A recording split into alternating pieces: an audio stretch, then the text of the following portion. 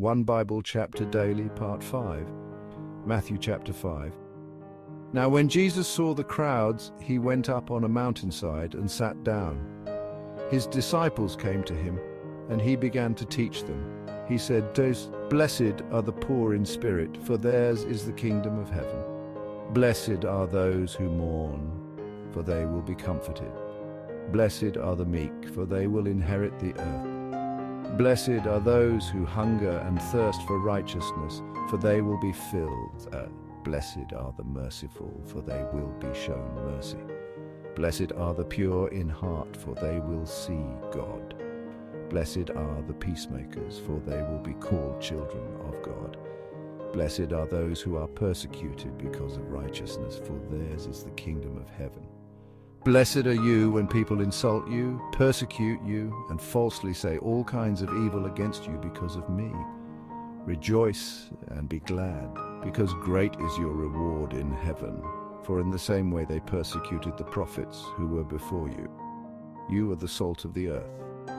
But if the salt loses its saltiness, how can it be made salty again? It is no longer good for anything except to be thrown out and trampled underfoot.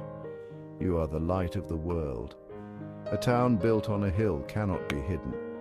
Neither do people light a lamp and put it under a bowl. Instead, they put it on its stand, and it gives light to everyone in the house. In the same way, let your light shine before others, that they may see your good deeds and glorify your Father in heaven. Do not think that I have come to abolish the law or the prophets. I have not come to abolish them, but to fulfill them. For truly I tell you, until heaven and earth disappear, not the smallest letter, not the least stroke of a pen, will by any means disappear from the law until everything is accomplished. Therefore, anyone who sets aside one of the least of these commands and teaches others accordingly will be called least in the kingdom of heaven. But whoever practices and teaches these commands will be called great in the kingdom of heaven.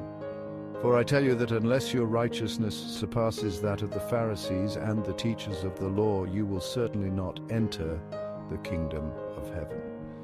You have heard that it was said to the people long ago, 'You shall not murder, and anyone who murders will be subject to judgment.' But I tell you that anyone who is angry with a brother or sister will be subject to judgment. Again, anyone who says to a brother or sister, 'Raca,' is answerable to the court.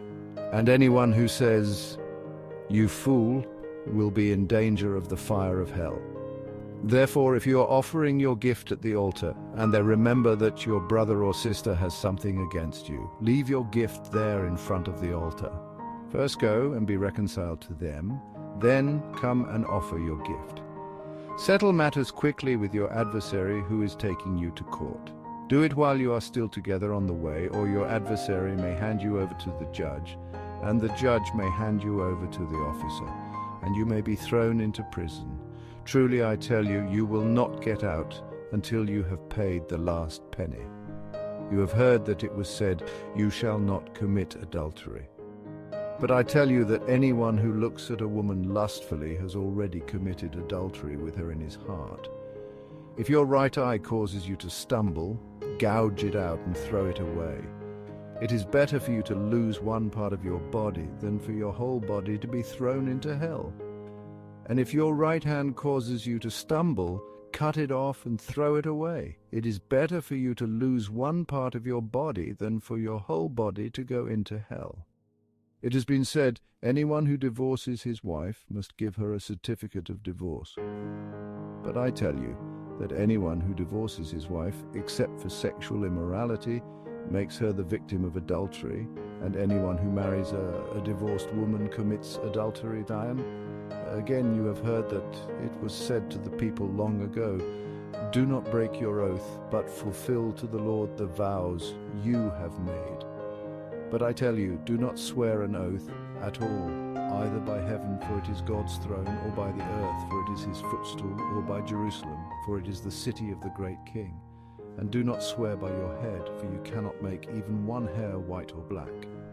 All you need to say is simply yes or no. Anything beyond this comes from the evil one. You have heard that it was said, 'Eye for eye and tooth for tooth.' But I tell you, do not resist an evil person. If anyone slaps you on the right cheek, turn to them the other cheek also. And if anyone wants to sue you and take your shirt, hand over your coat as well. If anyone forces you to go 1 mile, go with them 2 miles. Give to the one who asks you, and do not turn away from the one who wants to borrow from you. You have heard that it was said, love your neighbor and hate your enemy. But I tell you, love your enemies and pray for those who persecute you, that you may be children of your Father in heaven. He causes his sun to rise on the evil and the good, and sends rain on the righteous and the unrighteous. If you love those who love you, what reward will you get?